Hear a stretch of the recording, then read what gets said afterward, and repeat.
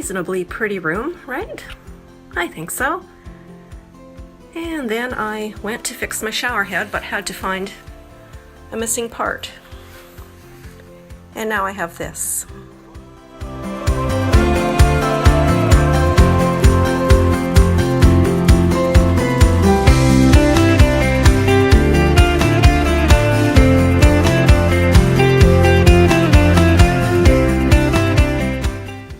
How many products does a person need?